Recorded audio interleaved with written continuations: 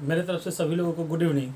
चलिए फटाफट इस वीडियो के साथ सभी लोग जुड़ जाए ताकि मैं इस वीडियो को शुरू कर सकूं। ठीक है, तो देखिए जो भी इंपॉर्टेंट क्वेश्चन जो आपके बिहार पुलिस बिहार एसआई में पूछने वाले क्वेश्चन थे धर्म से, मैंने सब कुछ बता दिया। ठीक है, यहूदी मतलब कि ये सब चीज़ जो यहूदी है, इस्लाम है, ठीक है, मुस्लिम है, ये मैंने आपको नहीं बताया क्योंकि यहाँ से क्वेश्चन क्या होता है कि बहुत कम आते हैं। ठीक है, तो इसके पहले मैं एक चीज़ आपको बता देता हूँ कि जो भी भाई बंधु इस वीडियो के साथ जुड़े हैं वो इस वीडियो को जम के लाइक करें, सब्सक्राइब भी करें, कमेंट भी करें, शेयर भी करें। ठीक है, और अपने जितने सर्किल के लड़के हैं और भाई बंधु हैं जो भी हैं सभी लोगों को इस वीडियो के साथ जुड़ने की कोशिश करें। ठीक है, ताकि अब क्या है कि अब देखिए, जैसे कहने का मतलब कि आपने देख लिया कि इतिहास का मतलब कि जो भी पीछे का पार्ट है वो पूरा हो चुका है। अब हम लोग आगे की तरफ बढ़ेंगे। ऐतिहासिक काल के वैदिक काल भी हम लोगों ने खत्म किया, अब महाजनपद हम लोग स्टार्ट करेंगे। ठीक है, तो इसीलिए बोल रहे हैं। और जो भी एक नए मतलब कि मैं एक अपने तरफ से आपको एक चीज़ बताता हूँ कि जो भी नए लड़के जुड़ रहे हैं वो वीडियो देखने के साथ साथ, ठीक है, उनको अगर पीछे का वीडियो देखना हो तो वो हमारे प्लेलिस्ट पे यूट्यूब चैनल पे जाके प्लेलिस्ट से वहाँ से देख सकते हैं। ठीक है, वहाँ एक से लेके सारा वीडियो पड़ा हुआ है। ठीक है, तो ज़्यादा आपको परेशानी करने की ज़रूरत नहीं है, परेशानी होने की ज़रूरत नहीं है, आप जाके वहाँ से देख सकते हैं। ठीक है, प्लस में आपको एक चीज़ मैं बताना चाहूँगा कि जो आप आराम से इसको पढ़ें, इसको रिविज़न करें और प्लस में सेट को उठा के देखें कि क्या यहाँ से जो मैंने पढ़ाया है क्वेश्चन आ रहे हैं कि नहीं आ रहे हैं। ठीक है, प्रीवियस पेपर उठा के देखें, सेट उठा के देखें, मैं गारंटी दे रहा हूँ कि यहीं से क्वेश्चन आएंगे। ठीक है, तो आराम से पढ़ें, हमारे साथ जुड़े और आराम से पढ़ें। ठीक है, तो देखिए सबसे पहला चीज़ क्या है कि मैंने आपको बताया था कि ये हिस्ट्री है और हिस्ट्री को मैंने इस तरीके से 3 पार्ट में बांट के आपको बताया था। पहला आपका प्रागैतिहासिक काल, अर्ध ऐतिहासिक काल और ये आपका था ऐतिहासिक काल। ठीक है, इस ऐतिहासिक काल में मैंने आपको वैदिक काल पढ़ा दिया। ठीक है, ये वैदिक काल कहाँ से कहाँ तक चला है तो 1500 से, ठीक है, 600 बीसी तक चला है। ठीक है, अब आपको यहाँ से वैदिक काल के बाद कहाँ क्या पढ़ना है तो महाजनपद काल पढ़ना है और ये आपका 600 बीसी से शुरू हो जाता है, यानी कि 6ठी शताब्दी। ठीक है, 6वीं, ठीक है, कब से 6ठी शताब्दी से आपकी कहानी शुरू हो जाएगी। ठीक है, तो कहने का मतलब आप देखें प्रागैतिहासिक काल में कोई भी लिखित साक्ष्य हमको नहीं मिला है। ठीक है, आध ऐतिहासिक काल में लिखित साक्ष्य मिली है लेकिन हम लोग पढ़ नहीं पाए हैं। और ये सबसे बड़ा चीज क्या था कि यह शहरी था, शहरी या नगरीय कहिए जो भी कहें। ठीक है, इसके बाद हम लोग वैदिक काल में देखा था ये कैसे थे, ग्रामीण थे। लेकिन जैसे इसमें भी देखिए वैदिक काल में 2 पार्ट थे। ठीक है, पहला का ऋग्वैदिक और ये आपका उत्तर वैदिक। तो ऋग्वैदिक के लोग क्या थे, ग्रामीण थे। ऋग्वैदिक के लोग परिपूर्ण रूप से क्या थे, ग्रामीण थे। लेकिन उत्तर वैदिक काल आते आते लोग थोड़ा सा क्या होते, अपने आप को एडवांस करना चालू हो गए थे, क्योंकि वो वहाँ पे उत्तर वैदिक काल में ही लोहे का खोज हो चुका था। किस चीज़ का खोज हो चुका था तो लोहे का खोज हो चुका था। और लोहे के खोज होने के कारण मतलब कि उस समय लोगों का लिविंग थिंग धीरे धीरे क्या हुआ, बढ़ने लगा। ठीक है, बढ़ने लगा।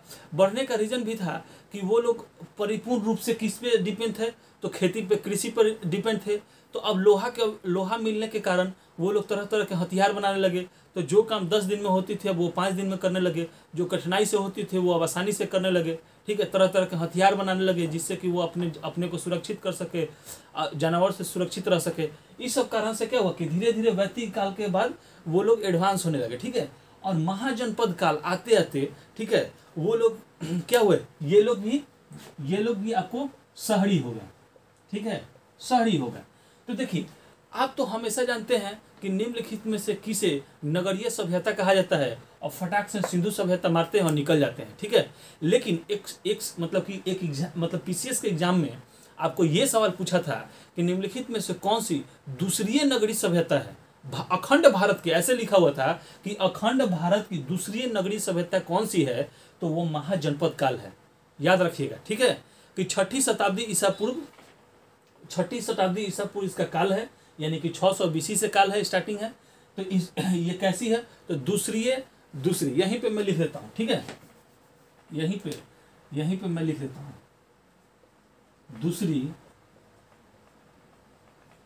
दूसरी नगरीय सभ्यता। ठीक है, पहली कौन सी, यहाँ सिंधु घाटी सभ्यता, दूसरा कौन सा हो गया, तो ये आपका नगरीय सभ्यता होगा। समझ गए, कोई दिक्कत नहीं। चलिए आगे हम लोग बढ़ते हैं। अखंड भारत के देखिए, वो कंफ्यूजन एराइज करने के लिए आपको अखंड भारत जोड़ दिया था। ठीक है, अब आप लोग जान ले कि ये जो महाजनपद है ये किस तरीके से हुआ, माने महाजनपद की उत्पत्ति कैसे हुई।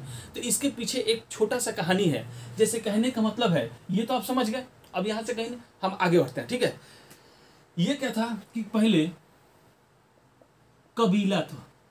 पहले क्या होता था, कबीला होता था। कबीले के नीचे फिर कबीले से क्या हो गया, गांव हो गया। ठीक है, फिर गांव से क्या हो गया, जन हो गया। ठीक, जन से क्या हो गया, जनपद हो गया। ठीक है, और जनपद से क्या हो गया, महाजनपद की उत्पत्ति हो गई। महाजनपद की उत्पत्ति हो गई। अब यहां समझिए आराम से। देखिए, प्रागैतिहासिक काल में लोग कैसे काबिले में रहते थे, मतलब कि 10-10 लोग, 15-15 लोग करके अपनी परिवार के लोग एक जगह इकट्ठा रहते थे। उसी को हम लोग क्या काबिला कहते थे। लेकिन जब 2-4-5 परिवार मिलकर एक साथ रहने लगे तो उसको क्या बोले, गांव कहने लगे। ठीक है, इस तरीके से थोड़ा सा और मतलब कि ज़्यादा लोग रहने लगे तो वो जन कहलाने लगा। ठीक है, इसके बाद जब जन के बाद क्या हुआ कि जब वो लोग ये मतलब कि अपने विकास के लिए जाके किसी विकसित लोगों के साथ रहने लगे तो उसको जनपद कहने लगे। ठीक है, और यहीं से क्या हुआ था कि लोहे के खोज होने के कारण लोग धीरे धीरे प्लान करके उस ओर जाने लगे जहां लोग औद्योगिक मतलब कि क्षेत्र की तरफ थे। तो ये महाजनपद ही आपको क्या कहलाने लगा, जनपद ही आपको क्या कहलाने लगा, महाजनपद। वहाँ पे जाके, जैसे कहने का मतलब कि आज ही के समय में देखें कि कुछ लोग गाँव में रहते हैं, कुछ लोग अपने गाँव के नज़दीक के शहर में रहते हैं, कुछ लोग जाके राजधानी में रहते हैं। ठीक है, अपने स्टेट की राजधानी में रहते हैं, और कुछ लोग ऐसा होता है कि अपने विकास के लिए चले जाते हैं देश की राजधानी में। तो वही कहानी है, ये महाजनपद क्या होगा कि पूरे देश की ये हो गई। ठीक है, तो इसी तरह से, ठीक है, तो ये उस समय तो भाई एकीकरण था नहीं। तो उस समय क्या होता है कि 16 गो महाजनपद थे। ये सवाल हमेशा पूछता है आपसे कि महाजनपदों की संख्या कितनी है। ठीक है, तो देखिए महाजनपद, तो महाजनपदों की टोटल संख्या 16 थी। ठीक है, 16 थी। क्वेश्चन देखिए, मैं क्वेश्चन के साथ आपको बता रहा हूं, दिमाग में अपना हिंट करते चलिएगा। दूसरी नगरीय सभ्यता, महाजनपद, टोटल महाजनपदों की संख्या 16। ठीक है, कैसे कैसे ये बदला ये भी आप जान ले। इसके बाद एक सवाल पूछा था अभी हाल फिलहाल के एग्जाम में कि सबसे ज्यादा भारत के किस राज्य में महाजनपदों की संख्या थी। तो आपको याद रखना पड़ेगा कि सबसे ज्यादा महाजनपदों की संख्या उत्तर प्रदेश, टोटल कितने, 8। इसके बाद हम लोग अपने बिहार के बारे में जान ले कि बिहार में कितने थे, तो आपके 3 थे। ठीक है, बिहार में कितने, 3, और उत्तर प्रदेश में 8। सबसे ज्यादा याद करने का सबसे आसान तरीका है कि उत्तर प्रदेश क्षेत्रफल के हिसाब से बहुत बड़ा है, तो वहां सबसे ज्यादा महाजनपदों की संख्या होगी। समझ में आ गया। चलिए अब आगे हम लोग बढ़ते हैं। कुछ ऐसा सवाल आपसे पूछता है, ठीक है, इसको मिटा देते हैं। चलिए अब हम लोग स्टार मार्कर आराम से 1 लाइनर टाइप का जितना भी क्वेश्चन पूछता है मैं आपको बता देता हूँ यहाँ से। ठीक है, अब एक सवाल पूछता है कि बौद्ध धर्म में और जैन धर्म में महाजनपदों का किस पुस्तक से उल्लेख मिला है। तो बौद्ध ग्रंथ, देखिए बौद्ध ग्रंथ में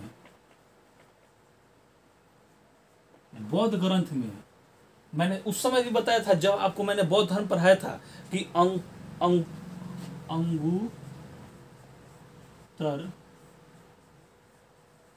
अंगुत्तर निकाय। ठीक है, और जैन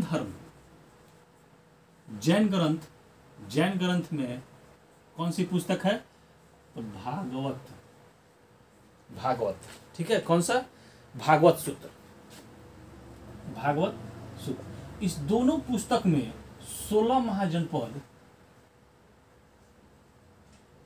महाजनपदों की क्या है आपको, तब 16 महाजनपदों की आपकी चर्चा है। ठीक है, यानी कि मिले हैं। तो ये सवाल हमेशा पूछता है कि बौद्ध धर्म के किस पुस्तक से 16 महाजनपदों की मतलब की चर्चा हुई है या साक्ष्य मिली है, तो अंगुत्तर निकाय। अगर जैन धर्म से पूछे तो भागवत सूत्र से। ठीक है, कहानी आराम से समझ गया।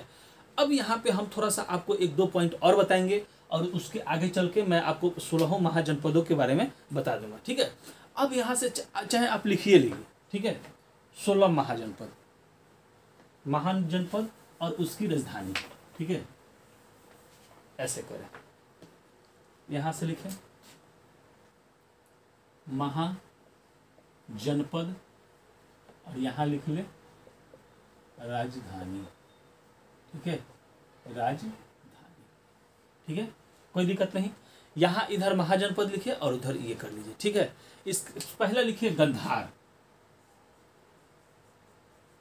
पहला गंधार। इसकी राजधानी कहाँ है? तो देखिए एक चीज यहाँ से और भी जान लीजिए कि ये सवाल पूछता है कि प्रेजेंट टाइम में जो भारत का क्षेत्रफल है उसमें महाजनपदों की संख्या कितनी थी? तो देखिए टोटल कितने थे? 16 थे, लेकिन अभी प्रेजेंट टाइम में देखा जाए तो 14 ही रहेंगे, क्योंकि 2 जो हैं महाजनपद वो किस में थे? पाकिस्तान में थे। ठीक है, तो ये तक्षशिला, तक्षशिला, तक्षशिला कहाँ? पाकिस्तान में। ठीक है, पहला तो ये हो गया गंधार। दूसरा आपसे हो जाता है कौन सा? कंबोज, कंबोज। ये भी आपका कहाँ है? पाकिस्तान में है। यही तो ऐसे हैं महाजनपद जो आपके मतलब कि पाकिस्तान में है। हाटक, अफगानिस्तान, अफगानिस्तान लिख ले। ठीक है, अफगानिस्तान। तीसरा मत्स्य, मत्स्य, मत्स्य मतलब क्या होता है? मछली। याद करने का तरीका देखिए, मत्स्य मतलब मछली, तो विराटनगर। ठीक है, विराटनगर, विराटनगर। और ये कहाँ है? राजस्थान। ठीक है, ये कहाँ पे है? राजस्थान, राजस्थान। ठीक है, ये आपका कहाँ है? राजस्थान। तो देखिए याद करने का तरीका कैसे हो गया। मत्स्य मतलब क्या होता है? मछली। मछली कहाँ जाता है? पानी। लेकिन इसके जस्ट अपोजिट जहाँ पानी ही नहीं है वहीं पे मत्स्य पाया जाता है। ठीक है, तो कहाँ? तो राजस्थान, विराटनगर। इसके बाद कुरु, अगला क्या आता है? कुरु। ठीक है, तो कुरु आपका कहाँ पे हो गया? इंद्रप्रस्थ, इंद्रप्रस्थ,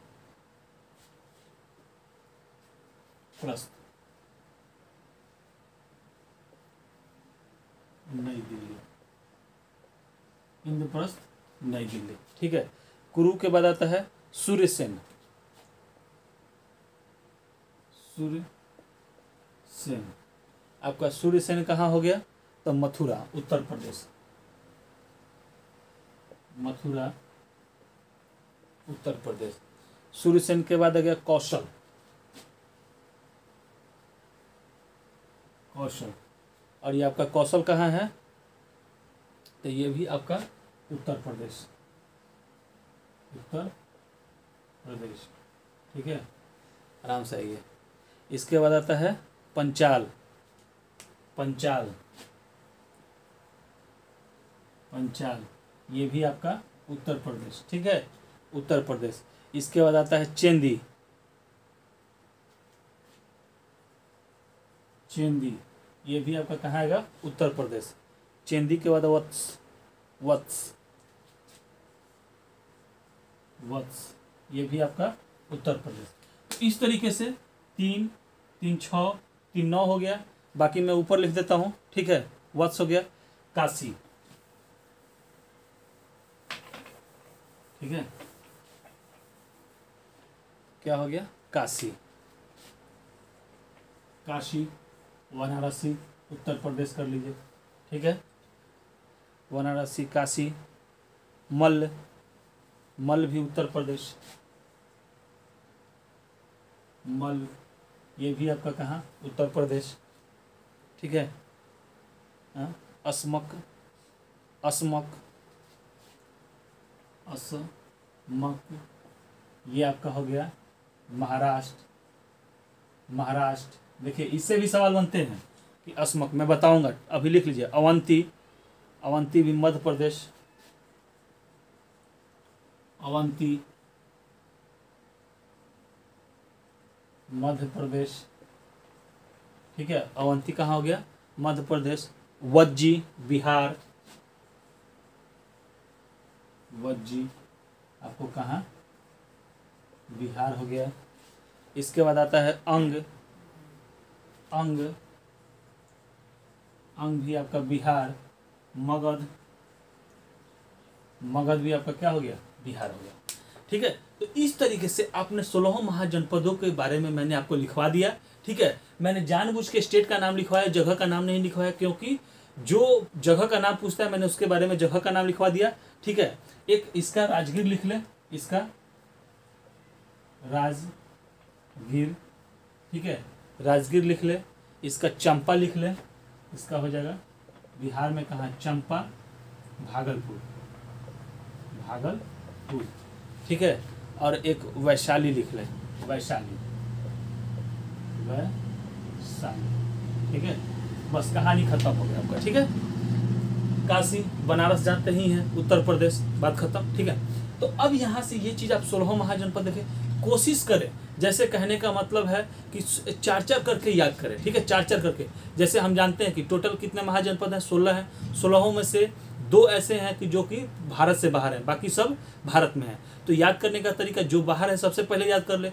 तो पहला गंधार, ठीक है, तो गंधार कहाँ है, तक्षशिला पाकिस्तान में है। इसका बाद कंबोज, कंबोज कहाँ है, तो यह अफगानिस्तान में है। हाटक, कंबोज कहाँ, हाटक में। ठीक है, तो इस तरीके से करके अगर आप याद करते हैं तो 16 महाजनपद आपकी याद हो जाएगी। ये 100% है कि श्योर कि महाजनपदों से एक क्वेश्चन पूछता ही पूछता है। ठीक है, तो आपको याद करना ही पड़ेगा। ठीक है, आपको ये बिहार का तो वज्जी आपको याद ही होगा, वज्जी कहाँ है, बिहार, वैशाली में। इसका अंग कहाँ है, चंपा में, भागलपुर बिहार में ही है। मगध कहाँ है, तो राजगीर, और ये आपकी भी बिहार में। तो इस तरीके से कुछ छोटा छोटा अगर याद कर लेंगे। अब जैसे काशी, काशी तो हम आज भी जानते हैं कि काशी कहाँ है, बनारस, तो उत्तर प्रदेश। मल कहाँ है, तो उत्तर प्रदेश। अस्मक, देखिए यहाँ से अस्मक से सवाल एक पूछता है कि कौन सा एकमात्र ऐसा महाजनपद था, ठीक है, जो कि भारत के दक्षिण क्षेत्र में था।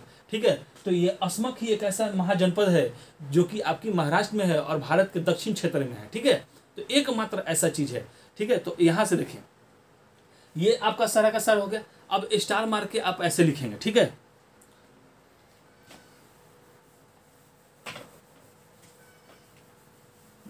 स्टार मार के लिखेगा। देखिए मैंने आपको बता ही दिया कि गंधार महाजनपद कहाँ है, तो पाकिस्तान में है। उसकी राजधानी कहाँ है, तो तक्षशिला है। ठीक है, अस्मक के बारे में बता दिया आपको। ठीक है, अस्मक, अस्मक एक ऐसा मात्र है, अस्मक, अस्मक महाजनपद, महाजनपद, ठीक है, जो भारत के दक्षिण में है, भारत के दक्षिण में है। ठीक है, किस दिशा में है, भारत के दक्षिण में है। याद रखिएगा, अस्मक एक ऐसा महाजनपद है जो कि भारत के दक्षिण क्षेत्र में आपका है। ठीक है, उत्तर प्रदेश का बता ही दिया कि मल महाजनपद उत्तर प्रदेश में है। इसका बिहार का 3, बिहार में आपको 3 कौन कौन सा था, वज्जी था, मगध था, अंग था। ये तीनों आपके बिहार के महाजनपद थे। आप में इसमें से अब पूछता है कि वज्जी की राजधानी वैशाली, वो राजधानी पूछता है तो आपको जानकारी है कि वज्जी की राजधानी कहाँ है, वैशाली है। अंग का कहाँ है, तो चंपा है। मगध का कहाँ है, तो राजगीर है। ठीक है, तो इस तरीके से आपको याद रखना पड़ेगा। एक पूछता है कि विश्व का सबसे पुराना महाजनपद, ठीक है, विश्व का सबसे, ऐसे लिखिए, विश्व का सबसे पुराना महाजनपद, महाजनपद वज्जी है। ठीक है, बहुत लोग क्या होता है कि मगध वगैरह मार देते हैं। सबसे पुराना कौन सा है, वज्जी है। ठीक है, सबसे पुराना कौन सा है, वज्जी है। इसके बाद पूछा था कि थी सबसे शक्तिशाली, सबसे शक्तिशाली कौन सा था, तो ये आपका मगध था। कौन सा था, मगध महाजनपद था। सबसे शक्तिशाली कौन था, तो मगध महाजनपद था। समझ में आ गया, सबसे पुराना वज्जी, सबसे शक्तिशाली कौन था, मगध था। ठीक है, इसका सबसे बड़ा रीजन क्या था कि मगध जो था कि उस समय शक्तिशाली होने का रीजन था कि ये धीरे धीरे क्या कर रहा था कि मतलब कि अपना क्षेत्रफल बढ़ाने के लिए छोटे छोटे महाजनपदों पे, जैसे अंग, सबसे पहले अंग पे आपको अटैक करके उसको अपने में मिला लिया। ये दोनों जब मिल गए तो थोड़ा इनका क्षेत्रफल बढ़ गया, तो इसका वज्जी पर कर दिया। इस तरीके से करते करते ये क्या बोलते हैं, तक्षशिला तक पहुंच गए थे, यानी गंधार तक पहुंच गए थे। ठीक है, ये पूरा का पूरा, जैसे कि मान के चले कि यहाँ बिहार है। ठीक है, ये आपका, ठीक है, ये आपका बिहार है, तो यहाँ मगध था, यहाँ अंग था, यहाँ वज्जी था, पहले इसको मिलाया फिर इसको मिलाया, ये सब मिलने के बाद ये यहाँ पे पाक, यहाँ तक पाक है, ठीक है। यहाँ पे ये गंधार तक चले गए थे अपना क्षेत्रफल बढ़ाते बढ़ाते, ठीक है। ये इस तरीके से अपने शक्तिशाली थे, ठीक है। अब यहाँ से एक होता है कि कभी कदार पूछ देता है कि मगध महाजनपद पे टोटल कितने राजवंशों ने शासन किया, ठीक है। तो याद रखिएगा कि मगध महाजनपद पे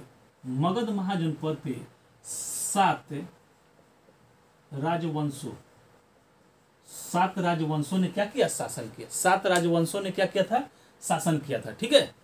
चलिए, तो इसका 7 राजवंशों को हम आपको याद करवा देते हैं, उसके ट्रिक के बेस से आपको याद करवा देते हैं, ठीक है। आप 1 मिनट रुके, थोड़ा सा पेन में इंक डालते हैं। तब तक आप लोग थोड़ा सा इस चैनल को लाइक करें, सब्सक्राइब भी करें, कमेंट भी करें, शेयर भी करें।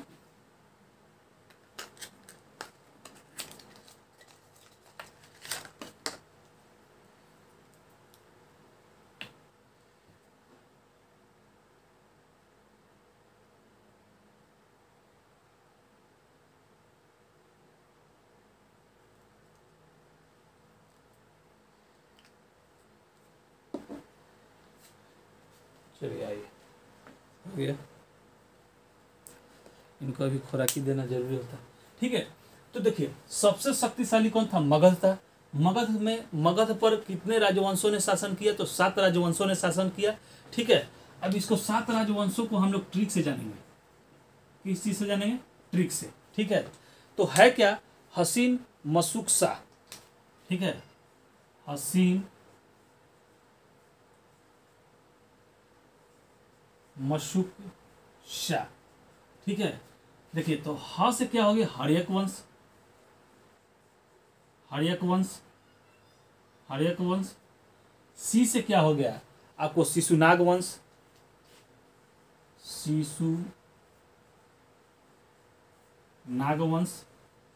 न से आपका हो गया नंद वंश, ठीक है।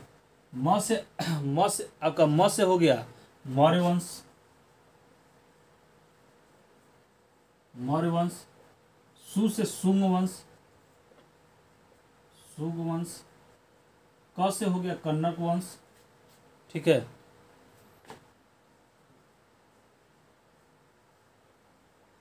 स से हो गया सातवाहन वंश, ठीक है। तो देखिए, हमेशा सवाल आपको अगर डीपली थोड़ा सा जाता है तो वो यही सवाल करता है कि मगध महाजनपद पे कितने राजवंशों ने शासन किया, तो 7 राजवंशों ने शासन किया। उन 7 को क्रम बाई क्रम आपको पढ़ने के लिए मैंने एक ट्रिक बनाया कि हसीन मशूक शाह, ठीक है।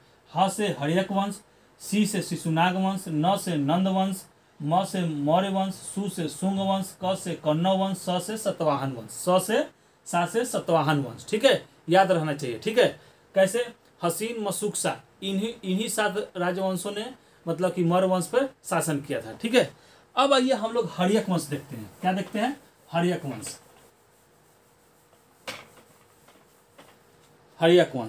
ठीक है। यहां डालिए हेडलाइन, हर्यक वंश, ठीक है। अब थोड़ा थोड़ा आप लोग को मेरे साथ कंप्रोमाइज करके चलना पड़ेगा। अब 20, 22, 25 मिनट का वीडियो नहीं, बल्कि 25 से और 30 मिनट के बीच का वीडियो रहेगा, ठीक है। मैं आप लोगों को सोच समझ के ही डालता हूँ कि ज़्यादा लंबा भी ना हो, ठीक है।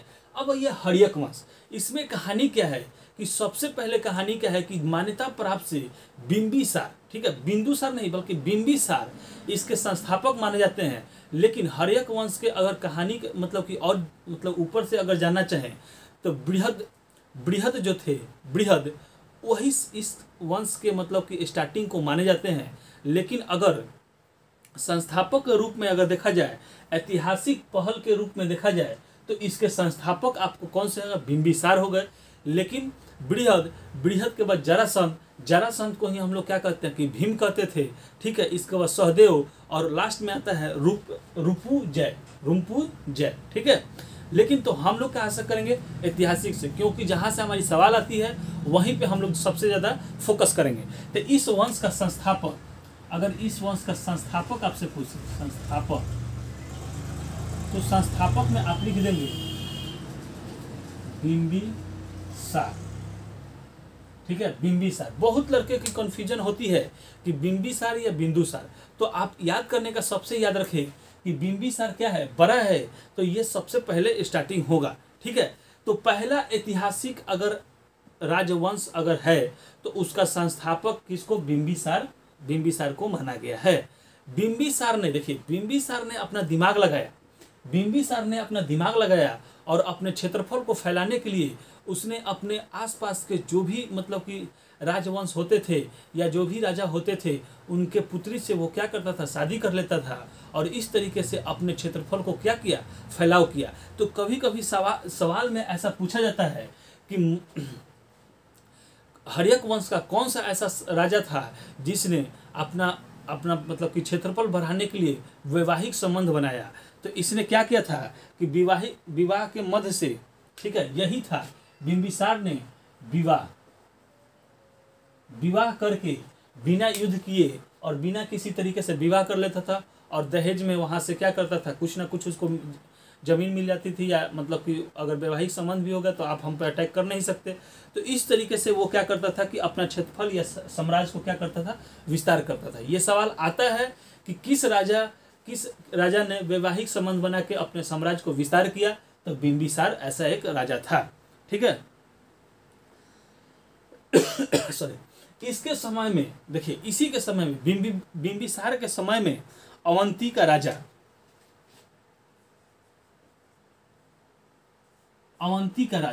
ठीक है, ये पूछता है कि, देखिए जो पूछ रहा है मैं आपको डायरेक्ट ही बता देता हूं। ठीक है, कि कौन था, तो चंद्रप्रदोत।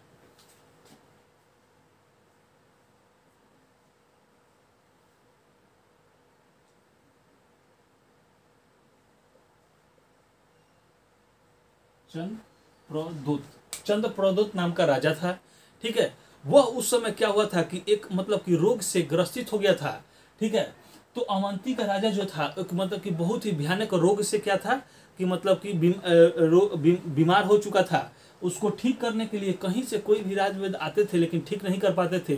तो इसी ने क्या किया, बिंबिसार ने अपने मतलब कि वो क्या था, राजवैद्य को, जिनका नाम क्या था, जीवक राजवैद्य। ठीक है, राजवैद्य को इनके साथ क्या किया, इनके पास भेजा और वे इनको ठीक कर दिए। ठीक है, क्या कर दिए, ठीक कर दिए, और जिसके कारण फिर उनसे ये प्रेरित होके अवंती मगध के अधीन में स्वीकृत हो गया। मतलब कि कहने का मतलब कि अगर मेरी कोई हेल्प करता है तो मेरी ये जिम्मेदारी होती है कि मैं उसको क्या करूं, हेल्प करूं या उसके अधीन हो जाऊं। ठीक है, इसके बाद बिंबिसार जो होता था वो छोटे छोटे प्रांतों को क्या करता था, इसी तरह जीत जाता था और अपने आप में मिला लेता था। ठीक है,